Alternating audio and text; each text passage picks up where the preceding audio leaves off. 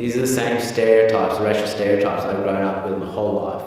अक्सर international cricket से retirement लेते वक्त बड़े से बड़ा खिलाड़ी अपनी रिटायरमेंट स्पीच में इमोशनल तो हो ही जाता है, लेकिन हाँ, बात सिर्फ क्रिकेट की या उनकी क्रिकेट की जर्नी की होती है।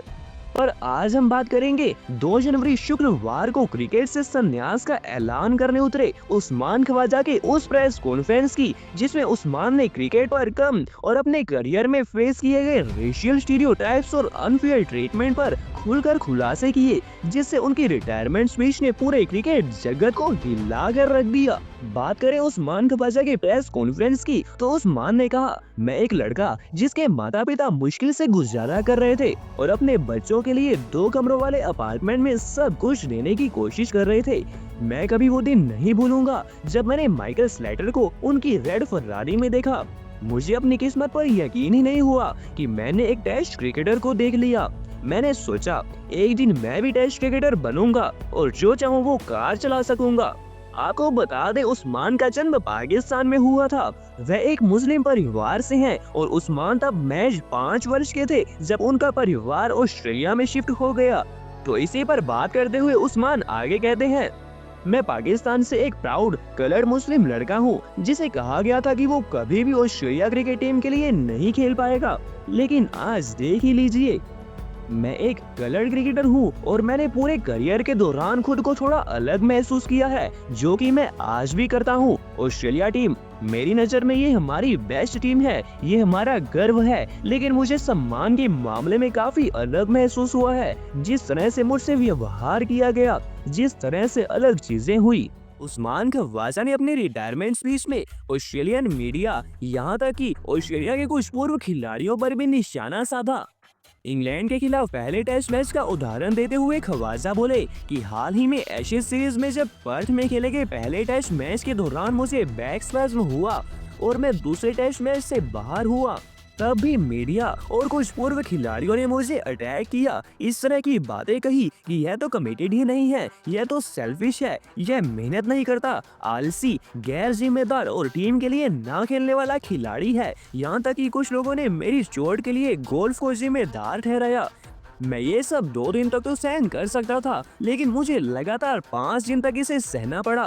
ख्वाजा ने यहाँ तक कहा कि मैं दर्जनों ऐसे उदाहरण दे सकता हूँ जहाँ खिलाड़ी मैच से पहले गोल्फ खेलते हैं, कई खिलाड़ी मैच से पहले 15 बियर पीते हैं और चोटिल हो जाते हैं, फिर भी कोई सवाल नहीं उठता, कोई मुद्दा नहीं बनता, क्योंकि उन्हें ऑस्ट्रेलियन लैरिकन्स कहा जाता है। वहीं जब मैं चोटिल हुआ तो मुझे सवालों के कटघरे में खड़ा कर दिया गया।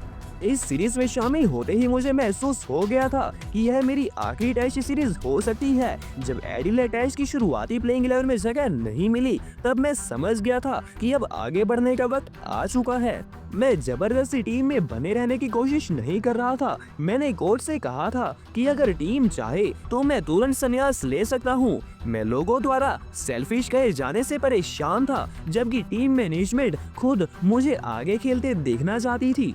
इस प्रेस के अंत में जाते जाते उस्मान ख्वाजा ने कहा कि मैंने कभी सोचा नहीं था कि मैं एक ऐसा क्रिकेटर होऊंगा जो रिटायर होते समय रो पड़ेगा। यह सिर्फ इमोशंस है, क्योंकि मेरी क्रिकेट जर्नी बाकी सब ऑस्ट्रेलियन क्रिकेटर्स से काफी अलग जो रही है ना, मैं ज्यादा बात तो नहीं करना चाहता। मैं बस चाहता हूँ कि अगले उस्मान ख्वाजा की जर्नी अलग हो। मैं बस चाहता हूँ कि आप सब उसे बाकी सब ऑस्ट्रेलियन क्रिकेटर्स की तरह ही सम्मान महसूस कराएं, उसे बराबर महसूस कराएं, उसके साथ सही बर्ताव करें, बिना किसी रेशियल स्टीरियोटाइप्स के, बिल्कुल उसी तरह जिस तरह आप मेरे साथी खिलाड़ियों को ट्रीट करते हैं। अब यह प्रेस कॉन्फ्रेंस इसलिए कंट्रोवर्सी खड़ी कर रही है क्योंकि हमने उस्मान ख्वाजा की असल जिंदगी में जो देखा, असली क्रिकेट करियर में जो देखा, वह कुछ और ही बयां करता है। जरा फैक्ट्स पर नजर डालें तो उस्मान ख्वाजा को 88 बार ऑस्ट्रेलिया की डैगी ग्रीन डालने का मौका मिला, यानी कि उस्मान ख्वाजा ने ऑस्ट्रेलियन टीम के लिए 88 टेस्ट मैच खेले, जो कि कई बड़े महान खिलाड़ी जैसे कि Michael Hussey, Brett Lee, Mitchell Johnson तक नहीं खेल पाए।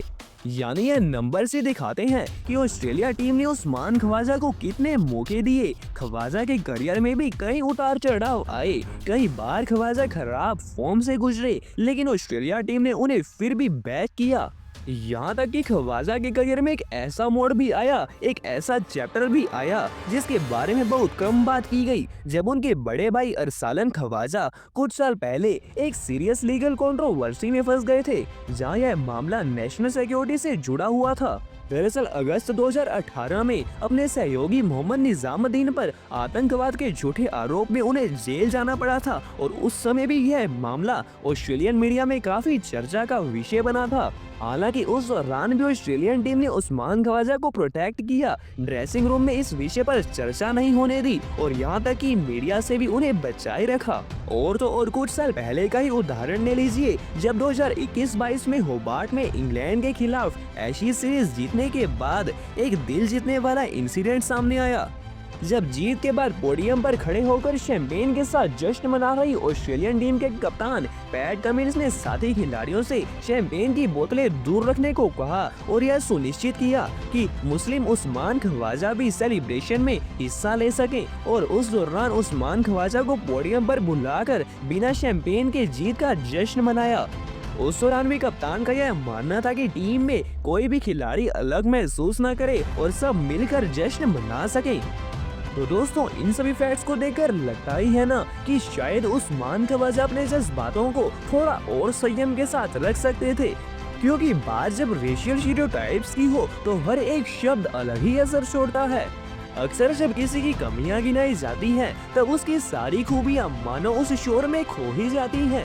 इसलिए यह कहना गलत नहीं होगा कि उस्मान ख्वाजा के इमोशंस अपनी जगह सही हैं, क्योंकि यह उनकी पर्सनल फीलिंग्स हैं जिसे ख्वाजा ने अपने पूरे करियर में महसूस किया। लेकिन वही बात है ना कि शब्दों का वजन कभी कभी कहानी बदल देता है।